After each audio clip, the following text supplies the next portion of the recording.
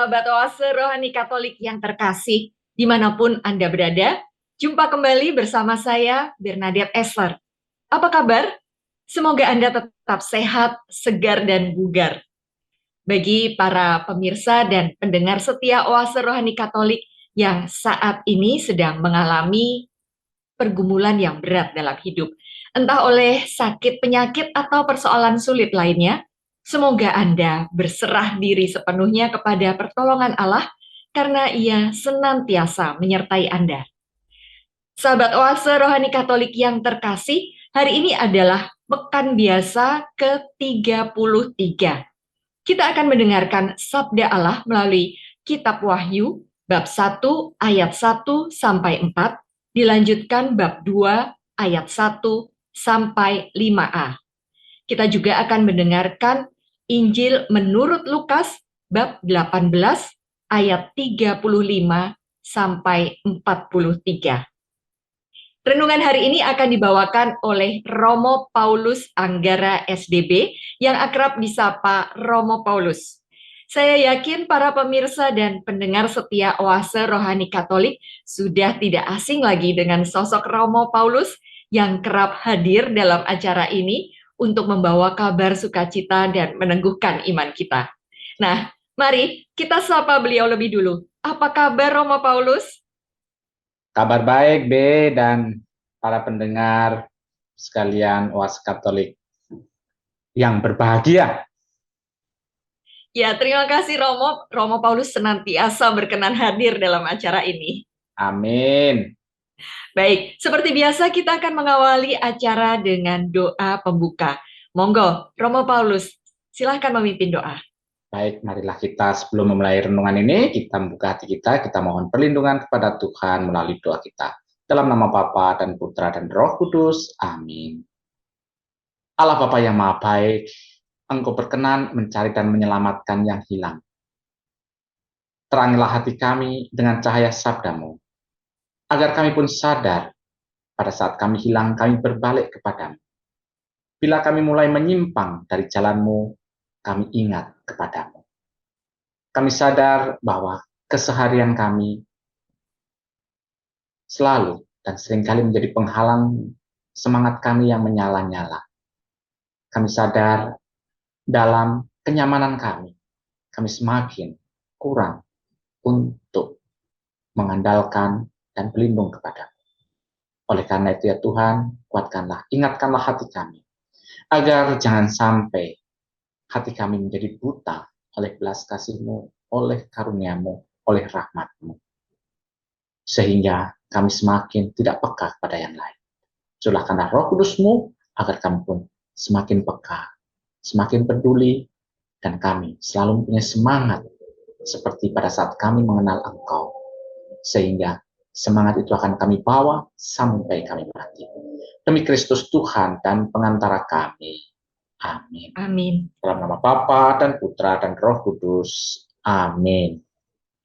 Sahabat Oase Rohani Katolik yang terkasih, antifon pembuka, Akulah cahaya dunia. Barang siapa mengikuti aku, hidup dalam cahaya abadi.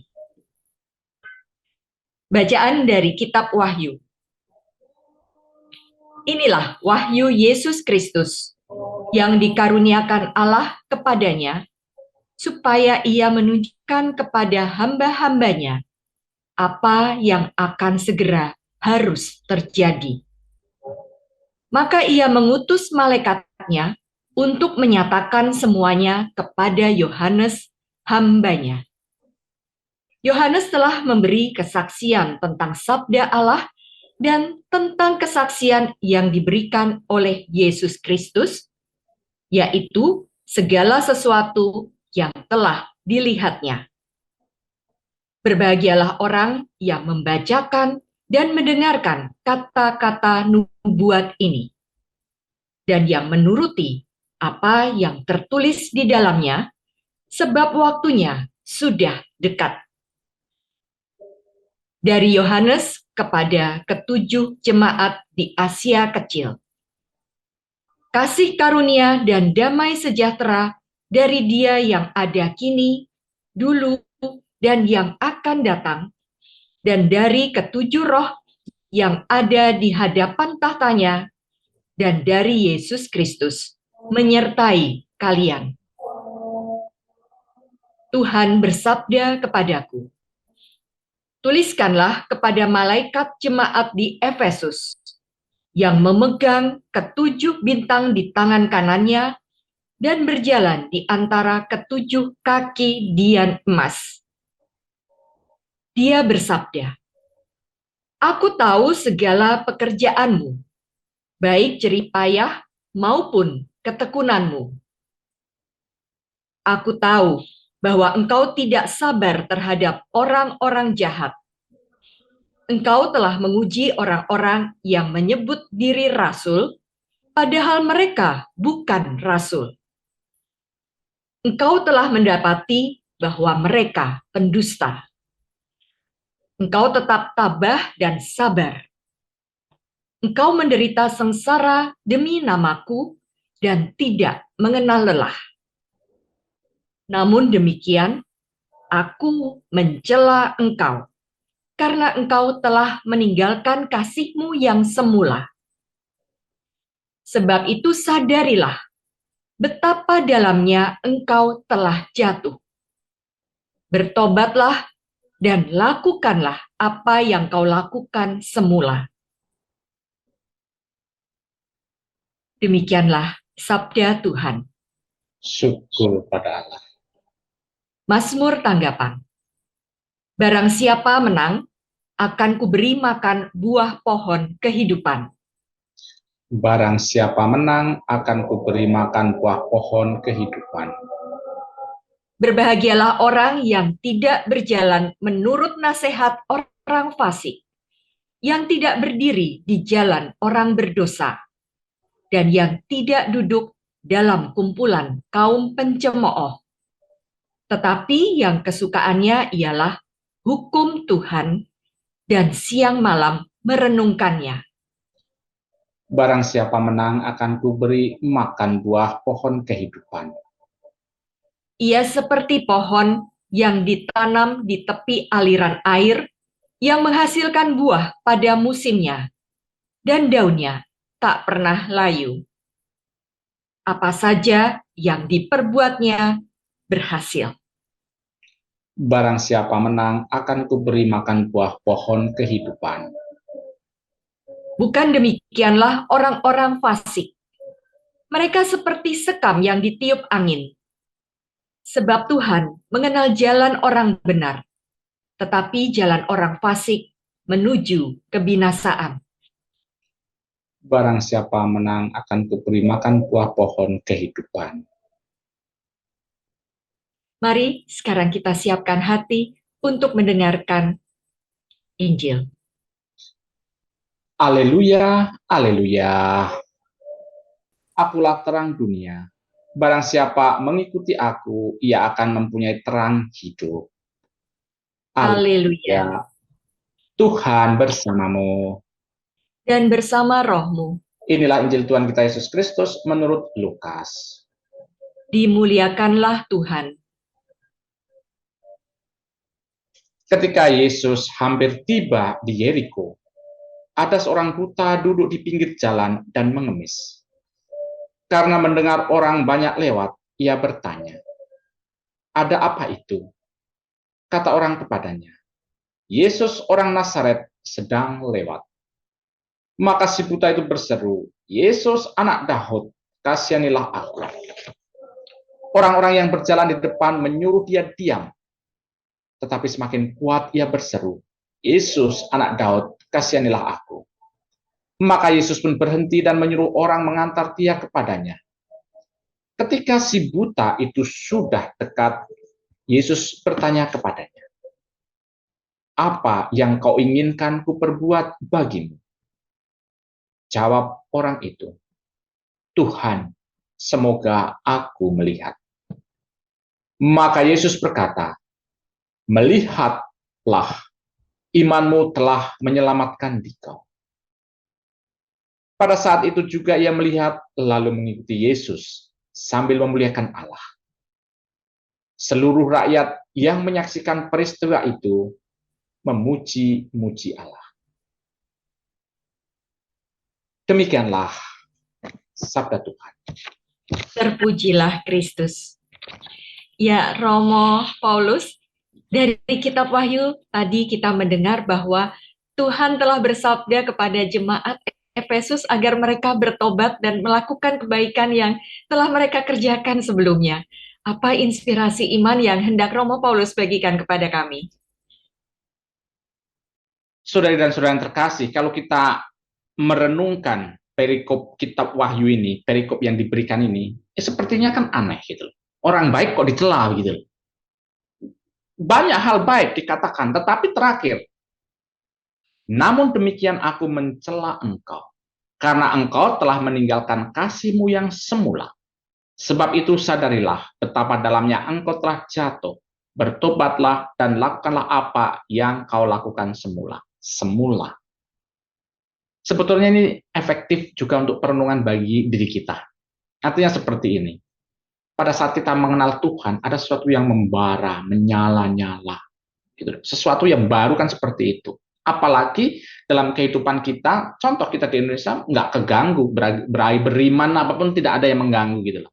Karena tidak ada yang mengganggu, maka kita merasa dalam kondisi comfort zone. Nah, orang kalau taruh di tempat yang suam-suam kuku kan adanya tertidur gitu loh. Enak gitu loh. Nggak ganggu juga. Karena apa? Karena apa yang dulu menyala, sekarang sepertinya asal mengikuti seperti bahkan tidak jarang terjadi bagi kita orang Kristiani, ke gereja, berdoa, semuanya bukan karena saya butuh, bukan karena, tapi karena kebiasaan rutinitas. Dan kalau kita bicara tentang hal itu, maka susah untuk kemudian, ayo dong. Karena apa? Karena semuanya nyaman. Saya ingin membagikan sebuah cerita yang biasa saya suka bagikan. Pada suatu saat, ada satu ruangan. Satu ruangan, di ruangan itu ada tulisan. Dan tulisannya adalah, mohon diam, sedang ada rapat. Pada saat kita buka di dalamnya, ternyata di dalam itu sedang ada konferensi tingkat dunia para setan di seluruh dunia. Mereka juga ternyata mengupgrade gimana sih caranya untuk menggoda manusia. Ada satu setan yang mengatakan, dulu saya itu suka mengatakan Tuhan itu tidak ada lah, nikmati saja udah nggak ada Tuhan, dan efektif. Banyak orang yang tertarik pada saya, banyak yang kemudian tidak mau ikut Tuhan. Tapi sekarang sudah nggak efektif, kantong jiwa saya sudah kosong. Mengeluh satu setan. Satu setan lagi yang kecil ngomong, iya dulu saya ngomong dengan maksud gampang, udahlah, ngapain juga kamu punya Tuhan, percaya sama Tuhan, itu ada dunia, kenikmatan dunia, harta, nikmati itu, buatlah senang-senang. Dulu efektif, sekarang nggak efektif, kantong saya kosong juga. Mereka mencari solusi gimana bisa mempengaruhi manusia agar kantong-kantong jiwanya penuh. Mereka hampir putus asa. Tiba-tiba ada satu setan yang kecil, tapi cerdik. Dan dia berkata, hai kalian setan-setan bodoh. Sudah setan bodoh lagi. Saya kasih tahu, nih kantong-kantong saya ini penuh sampai sesak. Banyak sekali orang masih masuk di sini. Kalian tahu nggak taktiknya? Apa itu? Saya bagi ya. Kita masuk divisi Katolik saja ya, jangan divisi-divisi yang lain. Kita masuk orang Katolik saja. Nggak usah kamu mengatakan Tuhan tidak ada, harta itu nggak efektif. Tuhan ada, Tuhan baik-baik. Harta itu baik-baik, tapi melayani Tuhan, tapi percaya kepada Tuhan itu baik-baik. Melayani kepada Tuhan baik-baik. Jangan kau tentang gereja baik-baik. Tapi kita tahu, semuanya itu baik. Mengakuan dosa baik-baik, melayani Tuhan baik-baik. Tetapi kan kamu masih muda. Ngapain melayani sekarang? Nanti aja. Melayani Tuhan, oke, baik-baik. Kan masih ada bapak itu yang aktif. Sudah, kamu nanti aja. Kesan kamu santai-santai dulu. Nggak apa-apa. Ngaku dosa baik-baik. Siapa bilang tidak baik? Tapi kan nanti masih ada Natal, Paskah, tahun depan. Udah, nggak usah sekarang. Semuanya bingung. Maksudmu apa? Buat orang Katolik menunda. Orang menunda tidak pernah merasa berdosa. Tetapi pada saat kita menunda, dan terakhir orang yang menunda itu bukannya semakin naik, tapi semakin turun, dan kita bisa dengan gampang ngambil. buat sebanyak mungkin orang Katolik menunda melayani, menunda menjadi pewarta, menunda berbuat baik. Semuanya menunda. Nanti kalau kamu sudah tua, nanti terakhir. Percaya tuh kantong-kantong saya banyak. Kenapa? Karena belum sempat mereka berbuat baik, belum sempat mereka melayani, belum sempat mereka bertobat, sudah mati, ambil panen. Kenapa saya berkata seperti itu? Dan itulah yang sedang terjadi di situ. Karena begitu banyak hal yang mungkin mereka rasakan kenyamanan. Sehingga kerinduan akan kehadiran Tuhan yang dulu menyala-nyala pada gereja awal, sampai dibunuh pun oke, sekarang sudah mulai memudar. Nggak ada apa-apa lagi. Rasa ingin melayani Tuhan dengan pelayanan kepada sesama mulai pudar. Karena apa? Rasa nyaman. Saya tok ke gereja. Banyak orang Katolik, menjadi orang Katolik itu gampang. Ke gereja rajin, nggak nyusahin orang, selesai. Dan apakah seperti itu? Tidak, nggak cukup. Kalau memang seperti itu, maka perumpamaan tentang orang kaya dan Lazarus itu berbeda. Dia nggak jahat. Dia nggak ngusir Lazarus. Lazarus ada di pinggirnya, mana ada zaman sekarang restoran boleh masukin pengemis, kemudian ada orang duduk di sampingnya, tidak diusir, orang baik itu. Tapi kenapa dia tidak masuk dalam kemuliaan juga? Karena dia bisa memberi lebih dan dia tidak. Itu. Orang Katolik tidak cukup hanya tidak mengaku. Tapi pada saat kita diberi talenta lebih, tapi kita tidak memberi lebih, nah itulah dosa terbesar kita sebagai seorang Kristiani. Karena apa? Karena siapa yang dikasih 5, dituntut 5. Bukan dituntut 1. Dan itulah yang dalam Wahyu ini diingatkan kembali kepada semangat awal. Kembali kepada kasih-Mu yang awal, yang dengan berkobar-kobar melayani tanpa pamrih, yang berkobar-kobar melayani Tuhan dengan kehadiran yang penuh, yang berkobar-kobar untuk berjumpa dengan Tuhan. Dan tentu saja, tanpa disadari, itu adalah akibat dari tadi. Dosa yang tanpa disadari, dosa secara pasif. Tapi orang tidak merasa, karena saya menunda misalnya. Oh, menunda itu kan nggak dosa. Saya nggak berbuat dosa kok. Dan pada saat itu yang paling efektif. Karena apa? Karena zaman sekarang kalau tahu dosa, ada pengakuan dosa lari. Tapi kalau nggak dosa ya, ngapain juga aku dosa? Kan belum. Kan saya ada maksud, ada keinginan, ada dorongan. Hanya belum. Kan saya masih sibuk, saya kan masih punya urusan ini, kan saya masih begini, kan saya masih seperti ini. Kan nantilah. Nanti kalau tiba-tiba dia mati, dia marah sama Tuhan. Tuhan, loh, saya kan baru mau ini, Tuhan. Saya baru mau melayani. Dan Tuhan menjawab, iya sama, saya juga baru mau ngasih kamu ke surga. Nggak jadi, ke bawah. Kan sama jawabannya.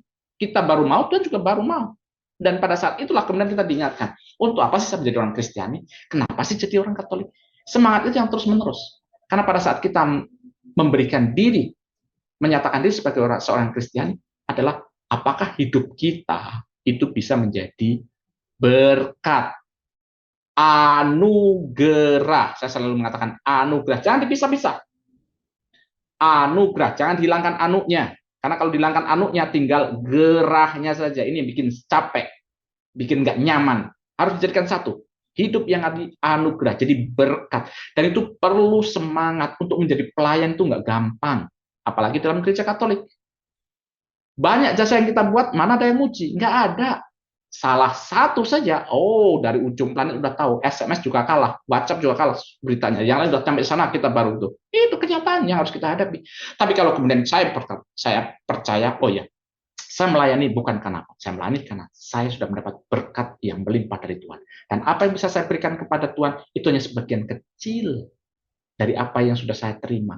Jadi saya tidak merasa saya hebat, saya tidak merasa saya luar biasa. Kenapa? Karena malu sebetulnya kalau kita misalnya pergi kondangan ngasih amplop yang isinya kecil, emang kita bangga kan? Enggak kan? Kita selip-selipkan kan yang penting masuk. Sama. Kita itu sedikit saja ngasih kepada Tuhan. Ini nggak usah sombong.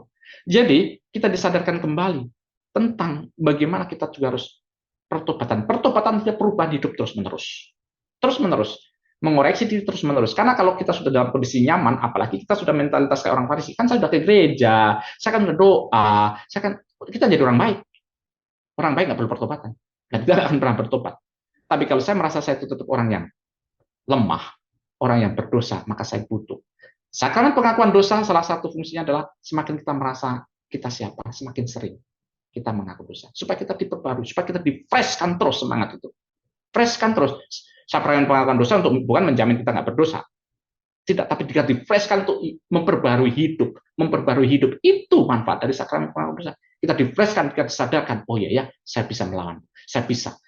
Meskipun saya jatuh lagi, di-freshkan lagi. Saya coba. Proses itu yang penting. Karena apa? Karena pada akhirnya nanti kita diingatkan tentang seperti ini. Hanya satu topik kecil.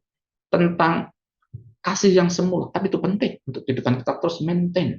Agar kita dalam menjalani kehidupan kita beriman pada Tuhan itu, kita juga sadar, kita sebagai seorang yang terpanggil, Tuhan menghendaki agar kita menjadi berkat, berkat, dan berkat. Dan itu tidak gampang.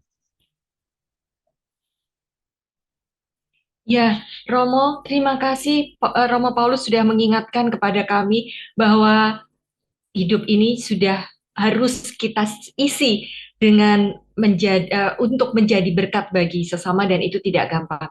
Betul seperti yang Romo Paulus katakan, bahwa kita kalau sudah ada di comfort zone itu selalu lupa terhadap bagaimana kita mengisi hidup ini karena kita merasa semuanya baik-baik saja.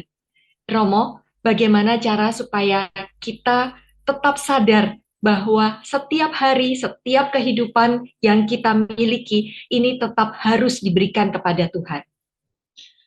Sebagai ya saya hanya memberikan sharing saja ya, bukan nasihat atau apapun juga. Pertama-tama, kita tidak akan pernah merasa kita beruntung kalau kita tidak bersyukur. Karena kalau kita tidak bersyukur, yang kita pikir adalah apa yang belum kita dapat, pasti mengeluh melulu. Kalau kita sudah mengeluh, nggak akan kita bisa melayani, karena saya kurang. Hanya orang yang kaya yang bisa memberi. Kaya dalam artian, bukan karena dia banyak uang juga miskin mentalnya, karena nggak bisa memberi, karena masih kurang. Artinya seperti ini, kehidupan itu harus kita syukuri, supaya kita tidak merasa kemudian, ya sudah nyaman. Artinya, bahwa kita juga mempunyai tanggung jawab, bahwa kita juga diingatkan kepada Tuhan, bahwa apa yang bisa saya lakukan hari ini. Artinya, pada saat saya bersyukur, Tuhan terima kasih ya, karena seperti ini. Setiap hari kan kita minta berdoakan doanya, Tuhan, semoga hari ini saya diberkati. Tuhan, semoga pekerjaan saya diberkati. Tuhan, semoga keluarga saya diberkati. Tuhan, semoga diri saya diberkati. Siapa yang aktif di sini? Tuhan. Kita diberkati pasif, no? Karena apakah duduk diberkati? Kenapa kita tidak ubah? Ubahnya begini loh. Tuhan, semoga hidup saya hari ini menjadi berkat. Tuhan, semoga pekerjaan saya hari ini menjadi berkat. Tuhan, semoga keluarga saya hari ini menjadi berkat. Artinya apa? Saya yang harus aktif. Saya tahu hidup yang menjadi berkat. Misalnya keluar dari rumah, tetangga saya ngajak ngerumping, gosip, bukan berkat. Artinya saya harus nggak nanggepin. Saya pasti diomelin. Pasti saya dianggap, ih sok lu ya sekarang nggak gabung sama kami kita ya. Pasti kelihatan seperti itu. Tapi kita tahu, oh ini bukan berkat. Saya harus hidup, saya harus jadi berkat. Kalau saya ngomongin orang bukan berkat, saya yang aktif gitu loh. Karena kalau tidak, ya seperti tadi, suami-suamiku kan nyaman saja. Oh ya ikut arus. Mereka ngumpul sana, saya ke sana. Mereka kesini, saya ke sini. Saya tidak bisa berani mengatakan tidak. Saya sebagai seorang Katolik, saya harus mengatakan susah. Memang lebih enak memang saya gabung dengan mereka. Tetapi saya tahu bahwa saya sebagai seorang Kristiani, saya diingatkan supaya saya juga sadar bahwa apa yang saya lakukan selama ini juga harus mengubah kehidupan saya. Artinya begini loh, kita yang biasanya duduk nggak bergerak kan jadi gendut, jadi nggak enak. Kalau gerak terus kan jadi wah luar. Bu, mute, Mbak Bernadette, Mbak B, put. Oke. Jadi kan itu juga seperti juga iman. Iman itu kan harus seringkali kan orang yang mempunyai pengalaman iman yang baik karena dia bertemu dengan pengalaman-pengalaman hidup yang dia renungkan. Orang mengatakan, saya nggak mau melayani karena apa? Tantangannya banyak, ini banyak, penderitaan banyak. Itu saya nggak mau, saya nggak akan berkembang. Tapi justru karena saya melayani, saya mengerti betapa orang itu mencintai, betapa orang itu dicintai, betapa orang itu berkorban, betapa orang itu uh, dihargai. Karena apa? Karena saya masuk di situ dan seringkali itu mengeluarkan bukan hanya air mata dan keringat, tapi juga darah. Tapi kita tahu di situ kita melihat, karena dalam pelayanan kita, dalam pergaulan kita dengan orang-orang yang susah itu, saya tahu Tuhan itu ternyata mencintai saya. Luar biasa. Nggak pernah ada orang yang bercerita, oh saya duduk di rumah mendengar cerita yang luar biasa. Nggak ada. Orang yang berani keluar dari comfort zone-nya, berani keluar dari kantornya, dari kamar untuk berani keluar ke daerah, dia akan menjadi pengalaman. Kalau bicara tentang Tuhan itu betul-betul luar biasa. Penyelenggaraan Tuhan itu betul-betul luar biasa. Karena saya menciptakannya. Itu kenyataan. Karena apa? Saya bergerak. Saya ada hati untuk orang. Karena seringkali, kalau kita mempunyai hati untuk orang, kita benar-benar tulus untuk orang, Tuhan juga memberi jalan. Tuhan juga memberikan kepada kita sesuatu yang hanya diem. Kok bisa ya? Ternyata ya, kok seperti ini ya? Wah, Tuhan itu memang luar biasa. Mau menangis, juga nggak bisa nggak menangis. Kok mengharukan? Nah, itu kenyataan. Disitulah yang kemudian kita menyadarkan supaya kita juga membangunkan iman kita keluar dari kenyamanan kita, keluar dari rasa apa ya kestabilan kita. Udah di sini saja saya nyaman. Ya, terima kasih sekali Romo Paulus, luar biasa renungan yang diberikan Romo pada hari ini. Ya sahabat Oase Rohani Katolik yang terkasih, dari renungan tadi Romo Paulus sudah mengingatkan kita bahwa setiap hari kita harus bertobat dan mengupayakan mengoreksi diri terus-menerus apakah hidup kita sudah menjadi berkat. Dan kita harus memperbarui semangat kita untuk menjadi pelayan-pelayan bagi Tuhan dengan menjadikan apapun aktivitas kita sebagai berkat bagi orang lain. Ubahlah doa Anda menjadi Tuhan. Semoga hidup kita menjadi berkat. Pekerjaan kita menjadi berkat. Aktivitas kita juga menjadi berkat bagi kita dan sesama. Baik, sahabat Oase Rohani Katolik yang terkasih, kita akan jeda sejenak untuk mendengarkan, merenungkan apa yang sudah Romo Paulus sampaikan tadi. Nanti setelah jeda, kita akan mendengarkan inspirasi iman dari Injil Lukas. Tetaplah bersama kami.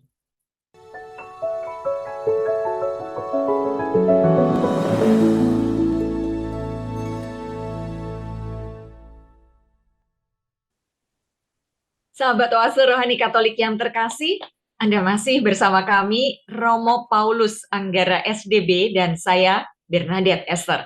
Bila Anda mempunyai pertanyaan, saran, kritik, ataupun hendak sharing iman, Anda bisa menghubungi kami melalui email orkkaj2021@gmail.com atau mengirimkan pesan melalui WA dengan nomor 0881 0251 33438. Nah, mari kita lanjutkan perbincangan iman kita.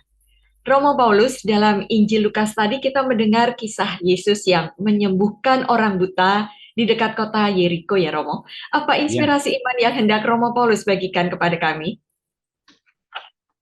Kalau kita merenungkan Injil Lukas ini, mungkin satu hal yang mengingatkan kepada kita adalah pada saat kita membaca ini, kan orang buta, saya kan nggak buta, jadi saya sepertinya kan jauh begitu ya. Ya dia orang buta, kemudian apa kaitannya dengan saya yang nggak buta begitu loh. Orang buta ya begitu minta, saya kan nggak buta. Oke benar, kita nggak buta, punya mata, tetapi juga menjadi kritikan bagi kita.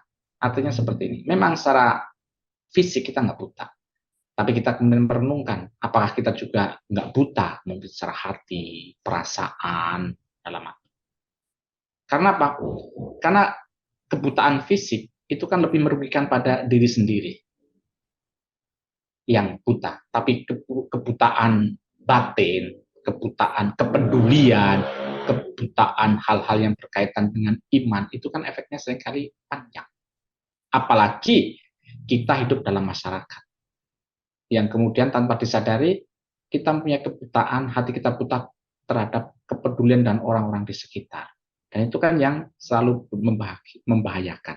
Apa yang kita bisa pelajari dari pengemis di sini? Pengemis orang yang miskin, buta, lebih miskin lagi. Ibaratnya dia sudah pengemis, kemudian buta, sudah tidak punya apa-apa. Yang dia punya hanya satu, dia mengandalkan imannya kepada Yesus. Itu yang penting. Karena apa? Karena pada saat dia dengar siapa yang lewat, oh Yesus, orang Nazaret, dia langsung imannya berkata tentang itu.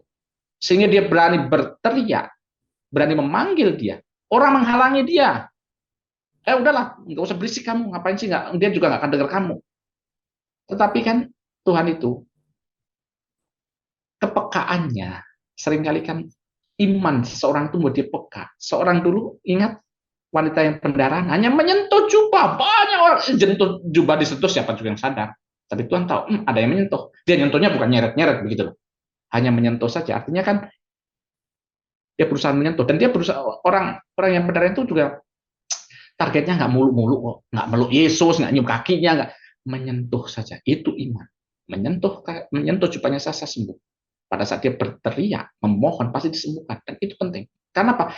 Karena iman yang besar adalah iman yang melandaskan semua kepercayaan kepada Tuhan. Seringkali kita itu sebagai orang Kristiani beriman kepada Yesus, ya beriman. Kalau semuanya sedang beres, betul, berdoa semuanya sedang beres, saya juga sangat percaya kalau semuanya beres. Sekarang kalau sedang krisis, kerjaan nggak beres, kemudian usaha hancur, kemudian apakah saya masih berkata kepada Yesus datang ke Bunda Maria? Yang ada orang banyak pergi ke Gunung Kawi, yang jelas efektif, efisien. Saya minta kepada dukun ini barang-barang itu apa? Itu shortcut kita. Karena apa? Karena beriman itu berproses. Itu yang seringkali kita nggak kuat diproses.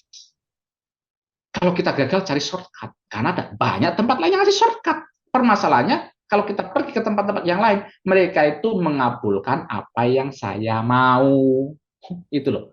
Langsung. Lah kalau kita kepada Yesus seringkali, Tuhan Yesus mau membentuk dia seperti yang Tuhan mau. Nah itu kan miss-nya di situ. Kalau kita nggak sabar, aduh Tuhan. Banyak orang Katolik itu membanding-bandingkan.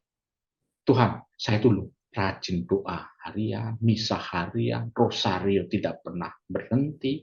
Tapi kenapa ya kok apa ya kehidupan saya itu sial banget. Tetangga saya itu nggak pernah ke gereja, apalagi doa rosario misalnya juga pernah. Kok hidupnya fine, lancar terus.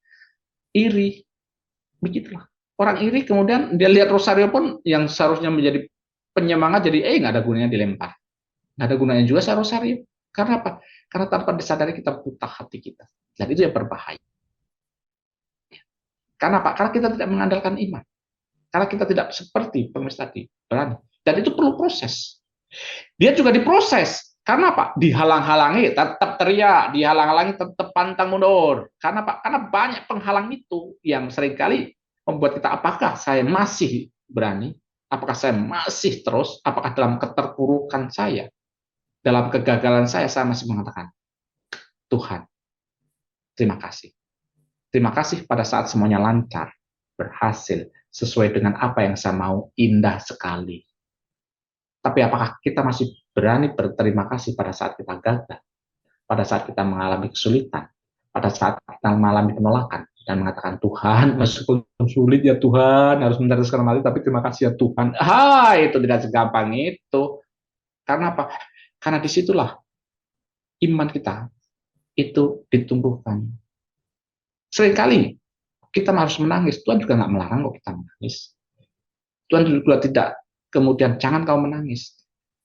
Pada saat kita menangis, mungkin itu juga sebagai air mata kita sebagai ilustrasi untuk membersihkan hati kita. Menangislah. Kalau kemudian kita menangis dan pada saat kita menangis kita menyadari kehadiran Tuhan. Karena apa? Karena mungkin kita tidak buta secara fisik, tapi kebutaan hati kita yang seringkali menjadi malapetaka bagi saya, apalagi berkaitan dengan orang lain. Itu juga akan menjadi sesuatu yang sangat-sangat berbahaya. Karena apa? Karena kita tahu mujizat itu semuanya karena tanda kasih Allah kepada manusia. Dan seringkali banyak orang yang mengatakan, pastor, dulu ada orang yang sakit konsultasi ke saya. Dulu waktu Yesus datang sakit sentuh sembuh. Sekarang Yesusnya mana? Saya sakit, saya mau menyentuh sembuh. Saya mau seperti itu dulu. Dan saya mengatakan, Ibu, Tuhan Yesus itu ada dalam hati Ibu. Ekaristi. Kalau ibu tidak percaya bagaimana? Saya mau melihat sosok seperti itu. Loh, ibu nggak percaya dalam Ekaristi dari Tuhan Yesus. Seringkali kesembuhan yang Tuhan bukan karena saya sembuh dari penyakit. Tapi ada kehendak lain, kesembuhan. Mungkin Anda sakit, supaya Anda disembuhkan secara rohani, diselamatkan imannya. Mungkin kalau Anda nggak sakit, Anda menjadi sombong masih sama seperti dulu. Karena Anda sakit, Tuhan memberikan jalan. Apakah Anda menyelamat? Apakah Anda mau kehilangan apa? Jiwa? Atau hanya kehilangan harta? Karena apa? Karena semuanya tergantung dari saya. Kenapa? Karena buta hati itu bahaya sekali. Dan seringkali yang membutakan hati banyak hal. Karena harta, karena tahta, atau karena talenta. Sehingga itu membutakan kita. Dan kemudian tidak peduli. Semuanya berfokus pada saya. Dan itu bahayanya. Kita bisa hari ini belajar dari seorang pengemis itu yang berani mengandalkan iman. Kita juga berani, kita juga sadar, kita juga bukan siapa-siapa. Saya menyadari kebutaan hati saya, kebutaan kepekaan saya, kepedulian saya yang ditimbulkan karena kebutaan hati saya. Dan saya mohon belas kasih Tuhan. Karena kalau tidak, pengemis miskin itu diselamatkan dapat mujizat. Tapi kalau saya tidak berteriak kepada Tuhan untuk disembuhkan, maka saya akan tetap buta selamanya. Dan kalau saya buta selamanya, saya akan tidak mendapatkan mujizat itu. Karena apa? Karena seringkali kan usaha kita itu penting. Iman itu perlu usaha kita untuk bertumbuh, bergerak. Tuhan juga memberikan anugerah, tapi bukan berarti kemudian kita, kalau orang Jawa bilang kan ongkang-ongkang saja. Tidak, kita perlu proses. Berproses itu yang kemudian kita melihat. Dalam proses itu, kita kemudian merasakan. Tuhan ibaratnya kan mau mengangkat, membantu kita. Tangan Tuhan seperti ini, mau megang. Tapi kalau tangan kita tidak itu ya susah juga gitu loh. Artinya kita juga perlu merespon supaya diangkat. Itu loh, usaha kita itu loh. Dengan cara ya kita berproses. Kita menyadari pertama dan terutama menyadari kebutaan dulu. Karena kalau tidak, kita itu buta tapi nggak sadar kalau kita buta. Itu bahayanya. Sama juga, kita berdosa tapi dengan merasa kita berdosa. Itu bahaya. Karena apa? Ngomong dosa itu kan untuk kamu, saya kan enggak. Nggak bisa bertobat. Orang yang bertobat adalah orang yang merasa berdosa.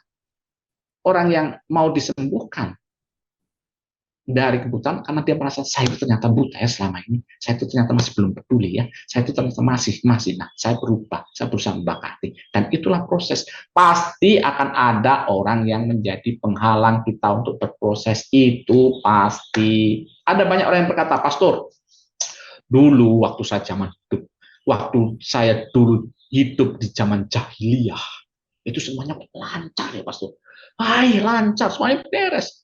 Tapi begitu saya ingin balik kepada Tuhan, hari pertama, hari kedua, waduh, betul-betul berat, pastor. Kenapa ya, pastor? Dan saya mengatakan, Pak, ya namanya kan dulu hidup dalam dunia jahiliyah. Dunia perjahiliyahan, dunia persetanan kan masih menggunakan prinsip kayak metro mini. Sesama metro mini dilarang saling mendahului. Sama, Pak. Mana ada dia ganggu Anda sudah teman dia. Teman nggak akan diganggu. Tapi begitu Anda berbalik kepada Tuhan Yesus, nah itu yang harus saya hantam supaya jangan ke situ. Setiap orang yang bertuan ada begitu. Gangguan itu selalu ada. Kita tuh seringkali menjadi penghalang tanpa disadari. Bukan menjadi berkat, tapi penghalang orang-orang yang mau. Seringkali, saya tidak membunuh. Hukum 10 perintah, jangan membunuh. Tidak ada. Betul, kita nggak membunuh secara fisik. Tapi kita tidak merasakan. Apakah saya pernah membunuh semangat seseorang untuk melayani? Membunuh semangat orang untuk bertumbuh. Membunuh seseorang untuk mau dekat dengan Tuhan. Membunuh seseorang mau mengikuti Tuhan lebih baik lagi. Kenapa? Karena saya, kehidupan saya, atau mungkin peran saya di masyarakat, atau siapapun juga yang ternyata menjadi penghalang, menjadi pembunuh. Dan itu lebih berbahaya daripada membunuh secara fisik. Kurang lebih seperti itu yang pertama. Ya, baik. Terima kasih Romo Paulus. Sekali lagi kita diingatkan tadi bahwa apapun yang terjadi dalam hidup kita ini adalah suatu proses bagi iman kita. Apakah kemudian iman kita menjadi semakin kuat atau justru sebaliknya menjadi semakin lemah? Begitu ya Romo Paulus? Ya. Nah, kita berharap semoga kisah si buta ini semakin meyakinkan kita bahwa iman akan Yesus tidak pernah sia-sia. Imanakan Yesus akan mendatangkan kesembuhan, pembebasan, dan keselamatan bagi kita. Baik, Romo Paulus dan para pemirsa serta pendengar setia Oase Rohani Katolik yang terkasih, kini kita sudah berada di penghujung acara. Kita akan mengakhirinya dengan doa penutup dan menerima berkat Allah melalui Romo Paulus. Silahkan Romo. Baik, mari kita akhiri renungan kita pertemuan ini dengan memohon kepada Tuhan berkat untuk kita. Tuhan yang Maha Baik, terima kasih untuk kesempatan ini sehingga kami bisa merenungkan sabda. Semoga sabdamu yang kami dengarkan hari ini, kami renungkan, bisa kami praktekkan dalam kehidupan kami. Sehingga kebutaan-kebutaan yang selama ini kami miliki, kami pun pertama dan terutama menyadari. Sehingga kami bisa bertumbuh menjadi anak-anak-Mu yang lebih baik lagi. Menjadi berkat bagi orang lain, bukan menjadi penghalang bagi orang yang ingin berjumpa dengan Engkau. Namamu kami puji kini dan sepanjang segala masa. Amin. Tuhan bersamamu. Dan bersama rohmu. Dan semoga kita yang mendengarkan acara ini, yang berkumpul di rumah, dimanapun juga, dan untuk semua orang yang mengharapkan doa dari kita, selalu dikurniai berkat yang melimpah dari Allah yang Maha Kuasa, Bapa, Putra, dan Roh Kudus. Amin. Terima kasih Romo Paulus. Sama-sama. Sahabat Oase Rohani Katolik yang terkasih, dengan demikian usai sudah acara kita pada hari ini. Saya Bernadette Esther dan saya Pastor Paulus Anggara SDB. Kami berdua pamit undur diri. Selamat melanjutkan aktivitas Anda. Sampai jumpa pada acara Oase Rohani Katolik edisi berikutnya. Salam. Tuhan berkati. Terima kasih, Pastor.